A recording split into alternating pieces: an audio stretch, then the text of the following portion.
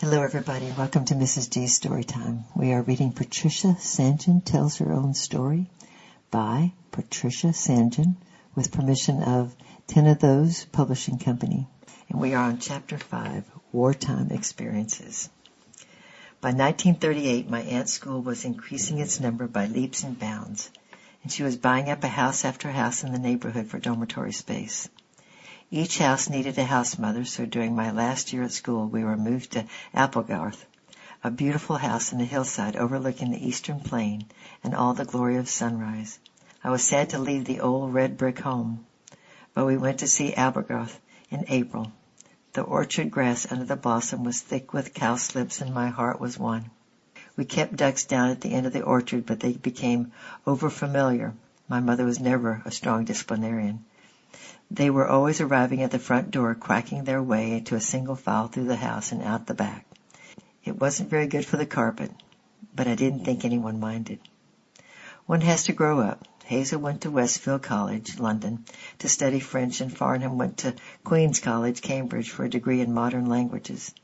And after Cambridge, he did his medical studies in the London hospital. John followed him into medicine at Barts, London. Oliver read engineering in Cambridge, and in the war was involved in aviation research, mainly on blind landing, and was awarded the Queen's Commendation for valuable services in the air. He then did a second external London degree in math. I had already decided to do medicine, and I and 2 other girls from Clarendon had been accepted at the Royal Free Hospital to start our courses in September. But strangely enough, when the time came, the hospital said there were only 2 entrance papers that had been received. Whether the mistake lay with the hospital, the school, or the post was never discovered, but I lost my place for that year. I was bitterly disappointed and was left wondering what to do. But just at this point, the war started, and Clarendon, that safe little school squatting under the shelter of those great hills, was inundated with applications from anxious parents wanting to get their daughters away from the cities. Had anyone known that most decisive weapon of the war, radar, was being perfected at an unsuspicious-looking farmhouse less than a mile away, they might have thought differently. But nobody did know until it was all over. My aunt immediately bought up 2 new houses and started a junior school, and I stayed to help, teaching 7 to 11-year-olds under the guidance of a Froebel-trained teacher who was a genius with children. I lived at home with my mother, and she needed me. The 2 younger boys were at boarding school, but she was a house mother to 7 of the Clarendon girls, and we had 3 evacuees, a little girl and her nanny, and an elderly Cockney lady from the East End of London called Rose. We were responsible for getting the whole household down into the cellar when the German planes zoomed over, wave upon wave, to the destruction of Birmingham and Coventry, but Rose would never hurry. She would put on her dressing gown and black hat, pack her possessions, her rations, which she kept under the bed, and appeared in her own time, moaning and muttering. This annoyed Granny, for she felt she was letting the side down, and the ensuing conversation would go something like this. Granny, in her briskest voice, "Rose, stop grumbling like that. Remember, the Lord is looking after us." Rose, "Yes, the Almighty'll do what He can."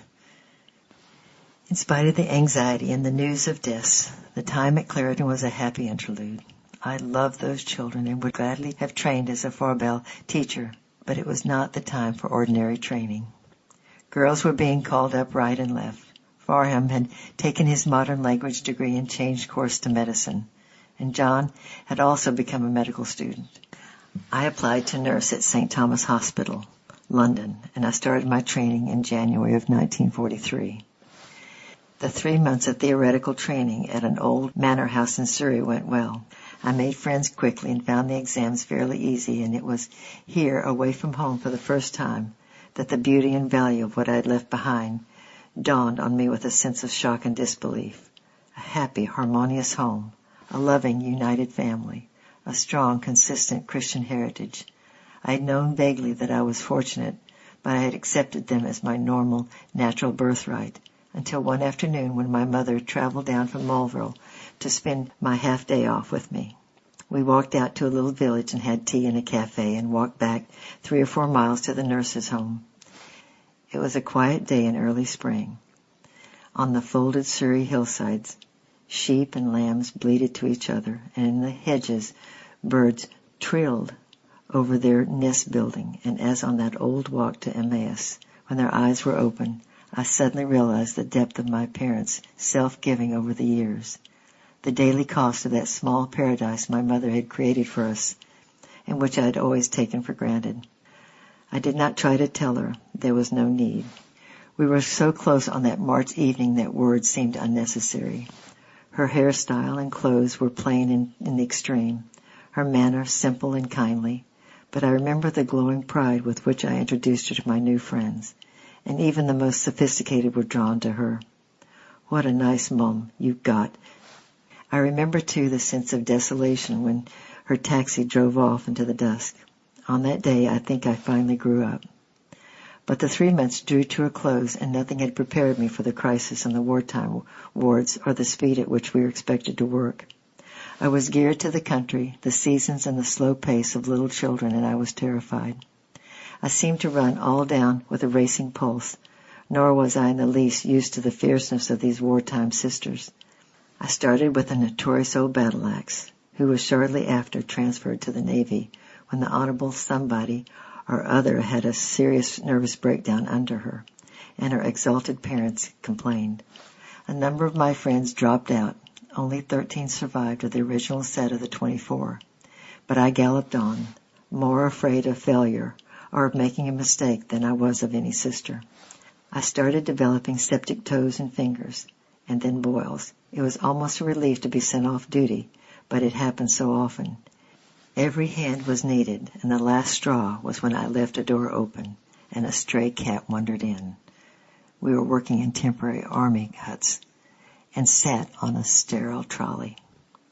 Matron was one of England's great ladies. She had just been awarded the OBE for the evacuation of most of St. Thomas's Hospital in the space of 12 hours during the Battle of Britain, and she was in no mood for dealing with inefficiency. She had a habit of addressing the ceiling when dealing with such, which made them feel as if they weren't there. She glanced first at my reports and then on high. "You've been off almost as much as on," she remarked. "Perhaps you're not cut out for this practical nursing. You did well on your exams. Why don't you go and do something with your brains?" It was over, and I could go without any further fuss, and yet I failed. Perhaps things would never be the same again. I decided to go for a walk and think things out. I walked a long way and came to a railroad station, and there at the entrance in huge black letters, Jesus said, "Do you believe that I am able to do this?" I stood in front of that hoarding for a very long time, for I knew I was facing one of the biggest, most far-reaching decisions of my life. If I had said, "Yes, I do believe," then I must go back to the fear and possibility of another failure and sickness. But if I said, "No, I don't believe," I was free to start a different kind of life. And yet, would I ever be able to believe in him again? I thought, probably not, and I realized very clearly that to face life without him was an impossibility. He had been there too long. I believe that you are able. I accepted the offer of another chance and proved that he was able. I had no further sickness, and somehow the work seemed different. I was always anxious but no longer afraid, embracing each new experience, stretched and growing with joy and the heartbreak, the first death of a child, the thrill of an unexpected recovery, the courage and humor of war casualties and bomb victims maimed for life, the anguished confidences whispered in the quiet night hours, the birth of a baby in a bombed tenement when I was spending my day off at a London hospital with Farnham, who was now a medical student. He was on night call, and the sirens had sounded, and the raid had started, but we climbed over the rubble, broken glass, and arrived just in time.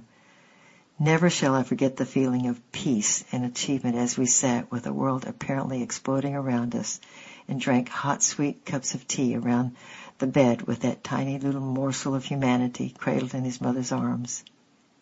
And there was so much laughter, too, and perhaps we had not been able to face the tragedies around us without it. We sometimes worked in the blacked-out skeleton of a London building where the few wards had been left open for emergencies, and sometimes we were sent out to military hospitals in safer areas. Our Thomas sisters were fierce to such as us, but they were marvelous nurses, and we respected them. As we grew more responsible, we often grew to love them. But when we came under the rule of less dedicated sisters, we despised them. We had become nursing snobs. There was a night sister at the military hospital whom we called the Purple Python. I had no idea why. She was young and pretty and spent a major part of her off and on duty in the officers' ward and had several times been caught behind a hut with an officer behaving in a way that our Thomas sisters would never have behaved, even when they had the chance. We who were in charge of 36 privates each gave her scant respect. I remember listening for her footsteps on the ramp night after night, while my friend Cherry consorted with her boyfriend in the laundry. The moment I heard her, I raised the alarm. Michael shot into the ward, intent on a patient, and Cherry, who was fat, doubled herself into the laundry basket and slammed the lid down. The Purple Python never seemed very interested in the night report, and I was always in a hurry to get rid of her, lest Cherry should die of asphyxiation. I displeased her once, because on a quiet night I wrote a long letter to my mother describing these carryings-on and illustrated it with a rather uncomplimentary sketch of this woman.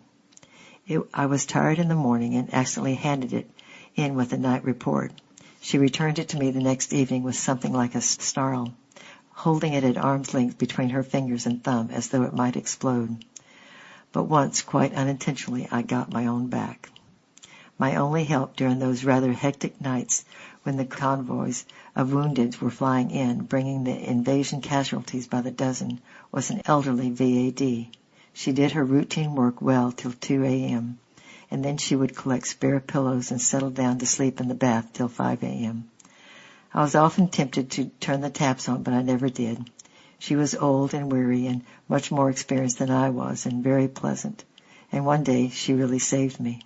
Our ward lay directly opposite the army hut where the night nurse ate her midnight meal, so it was my job to serve her a tray on the dot of 12. Men might be dying or hemorrhaging, but that tray must never be late. So my world caved in one night when I rushed into the kitchen at 11:58 and saw a black cat streaking out the window with Purple Python's chicken leg in its mouth. Food was severely rationed, and even if I gave her mine, it would have to be cooked.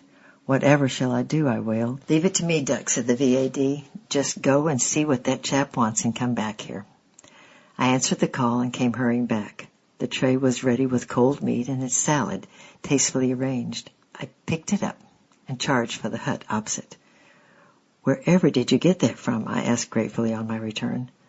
"From the pig bucket, Ducks," replied the VAD, "and it's all the old cat deserves." This is a long chapter, so we are breaking in about the center point. The second part will continue tomorrow.